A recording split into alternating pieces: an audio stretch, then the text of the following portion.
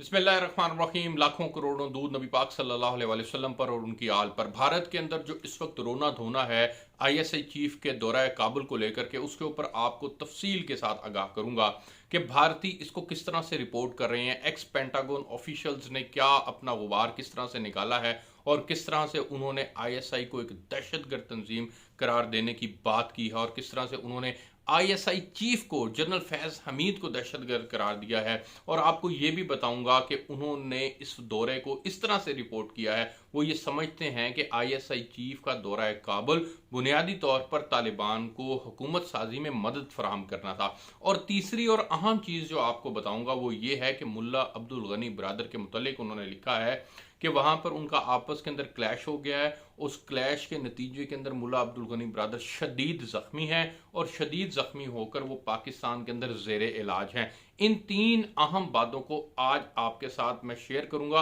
और इंडिया को हम एक्सपोज करेंगे कि इंडिया किस तरह से झूठ बोल रहा है। पाकिस्तान के आईएसआई चीफ का दौरा काबुल का मकसद क्या था ये भी आपको बताऊंगा। दूसरी अहम चीज जो उन्होंने कही है कि जी ये तो तालिबान पपेट हैं आईएसआई के और तालिबान हुकूमत साजी नहीं कर सकते, इनको पाकिस्तान का आईएसआई जो है वो मदद फराहम कर रहा है हुकूमत साजी के अंदर।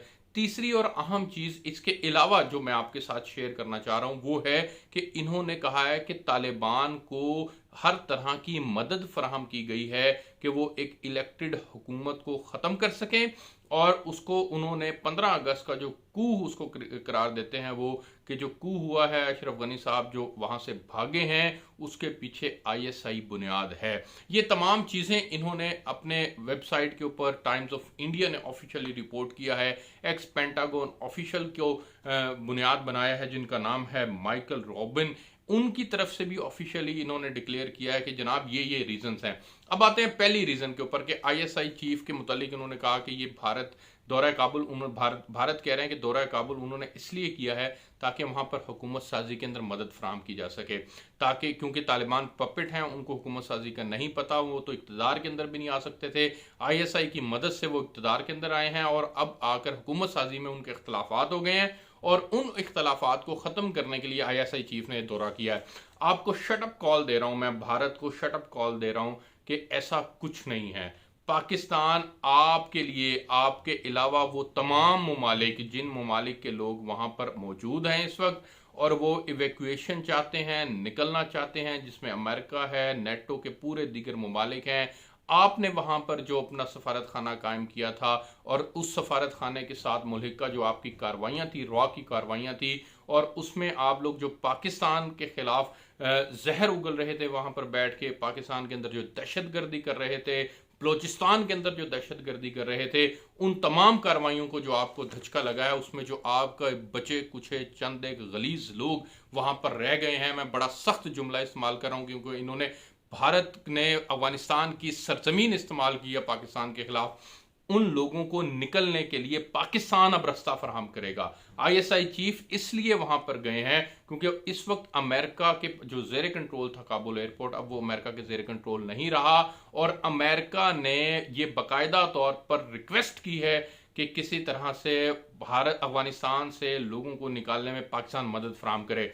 तो पाकिस्तान वो सेटलमेंट करने के लिए गया है। आईएसआई चीफ का दौरा काबुल इस वजह से था कि आपके लोगों को, जो ओवरऑल नेटो के लोग हैं या ओवरऑल दीगर लोग जो वहां से जाना चाहते हैं, उनकी इवैक्यूएशन के अंदर मदद फराहम की जा सके। पहला नुक्ता। दूसरा नुक्ता सुन ले अब भारतीय, आपके लिए कह रहा हूं मैं, दूसरा नुक्ता बॉर्डर मैनेजमेंट का नुक्ता है। हमारे साथ उनकी ट्रेड होती है, हमारे साथ रोजाना के एतबार से लोग हजारों की तादाद में अफगानिस्तान में जाते हैं और हजारों की तादाद में लोग अफगानिस्तान से पाकिस्तान आते हैं। इवन यहां तक होता है कि सुबह जाते हैं और शाम को वापस आ जाते हैं, और अक्सरियत ऐसी है जो इलाज की गर्ज से भी पाकिस्तान आती है। उस जगह के ऊपर, बॉर्डर्स के ऊपर मैनेजमेंट की जरूरत थी। पाकिस्तान ने ट्रेड को लेकर के भी खसूसी तौर पर चमन बॉर्डर पिछले दिनों बंद कर दिया ताकि आपको और हमें ये तसल्ली हो सके। नाज़रीन, ये आपके लिए कह रहा हूं कि हमें ये तसल्ली हो, हमारा आईएसआई चीफ क्यों गया है, हमें ये तसल्ली हो सके कि इसके नतीजे के अंदर जो लोग आ जा रहे हैं इसमें कहीं भारत के वो लोग तो शामिल नहीं हैं जो पाकिस्तान के अंदर दहशतगर्दी करते रहे, दहशतगर्द ना आ जाएं और कोई रॉ के लोग ना आ जाएं और रॉ के लोग आकर के यहाँ पर दहशतगर्दी ना कर दें, क्योंकि आज ही हमने भुगता है अपनी एफसी के एहलकार, हमारे जवान शहीद हुए हैं, क्वेटा के अंदर धमाका हुआ है। तो हमें बुनियादी तौर पर अपनी बॉर्डर मैनेजमेंट के ऊपर फोकस करना है। हम अपने मसाइल के हल के लिए अफगानिस्तान जा रहे हैं, तालिबान से बात कर रहे हैं, तालिबान ने हुकूमत साजी तो करनी है, वो कर रहे हैं, उनको करने के अंदर मदद फराहम करने में अगर पाकिस्तान से वो किसी किस्म का ताउन मांगते हैं तो पाकिस्तान उनसे हर किस्म का ताउन करने के लिए तैयार है। लेकिन अफगानिस्तान के हालात को और सिनेरियो को सामने रखते हुए भारतीयों के लिए ये मैसेज है कि आप ये मत भूलें कि तालिबान एक ऐसी ताकत बनकर उभरे हैं जिन्होंने नेटो को और अमेरिका को शिकस्त दी है। और ये नेटो और अमेरिका कोई आसान काम नहीं था उनको शिकस्त देना। 20 साल उनके साथ उन्होंने जंग लड़ी है और उस 20 साल जंग के नतीजे के अंदर अमेरिका वहां से भागा है। उनकी 3 लाख फौज जो उन्होंने तैयार की थी, वो 3 लाख फौज जो है वो शिकस्त खुर्दा हुई है। नेटो की फौज शिकस्त खुर्दा हुई है। तो तालिबान जो है वो कोई बच्चे नहीं है, उन्होंने कोई उनके दूध के दांत नहीं है, वो सब बातों को समझते हैं। और तीसरी और अहम बात जो सबसे ज़रूरी है आपके साथ शेयर करना, वो ये कहते हैं कि ये दहशतगर्द तंजीम है, ये आईएसआई दहशतगर्द है, ये आईएसआई चीफ दहशतगर्द है। इन्होंने तालिबान को पैसा फराहम किया, इन्होंने तालिबान की मदद की, इन्होंने तालिबान को हर तरह से इमदाद दी ताकि ये एक इलेक्टेड गवर्नमेंट को ख़त्म कर सकें। ये भी आपके लिए इंतहाई शटअप कॉल है कि आप ये समझते हैं कि हम तालिबान को हमायत करेंगे इस बुनियाद पर कि अफगानिस्तान से वो चले जाएं। आपको ग्राउंड रियलिटी याद नहीं है। पाकिस्तान वो वाहिद मुल्क था जिसने जो अमेरिका का नॉन अलाइड इत्तेहादी बना था, जो नॉन नेटो अलाइड था, और जिन्होंने बाकायदा तौर पर अपने अड्डे और अपनी सरजमीन दी थी कि आओ ठीक है, तुम समझते हो कि तुम्हारे साथ ज्यादती हुई है तो आओ फिर हम तुम्हें फैसिलिटेट करते हैं।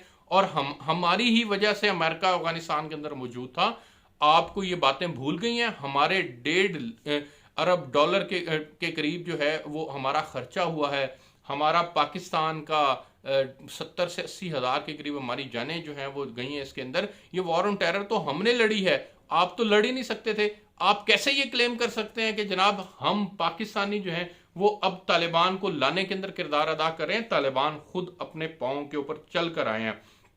दूसरा वो कहते हैं कि जी ये तालिबान की हुकूमत इसलिए नहीं बन पा रही क्योंकि तालिबान जो है वो आपस के अंदर एक अंदरूनी इख्तलाफ का शिकार हो गए हैं। और ये हक्कानी और मुल्ला अब्दुल गनी और तालिबान ये आपस के अंदर ये पावर शेयरिंग के अंदर इनका कॉन्फ्लिक्ट हो चुका है और उसके नतीजे में कोई लड़ाई हुई है। और उस लड़ाई के नतीजे के अंदर मुल्ला अब्दुल गनी बरादर जख्मी हैं और वो पाकिस्तान के अंदर ज़ेरे इलाज हैं। आपको शर्म आनी चाहिए गलत चीज़ों को रिपोर्ट करते हुए। मुल्ला अब्दुल गनी बरादर जो हैं वो बिल्कुल ठीक हैं, उनका आपस में कोई इख्तलाफ नहीं है। उन्होंने बाकायदा तौर पर यह बात डिक्लेयर की है, कही है कि हम जल्दी में नहीं हैं, अमेरिका को हमने शिकस्त दे दी, हम हुकूमत इतनी जल्दी के अंदर नहीं बनाएंगे कि हमसे कुछ बनाने के अंदर कोई मसाइल पैदा हो सके। वो इसके ऊपर मुकम्मल सोच विचार करेंगे। और एक और उन्होंने बात आगे बढ़कर की, वो कहते हैं जी मुल्ला हैबतुल्लाह को बीइंग अ सुप्रीम लीडर बनाने के अंदर तालिबान के अंदर इख्तलाफ पैदा हो गया। ये भी इंतहाई गैर ज़रूरी और फजूल बात है।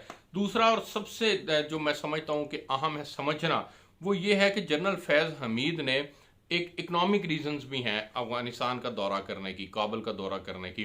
पाकिस्तान और अफगानिस्तान के दरमियान अच्छा खासा ट्रेड रिलेशन है और ये ट्रेड रिलेशन जो है ये मज़ीद बेहतर किया जा सकता है।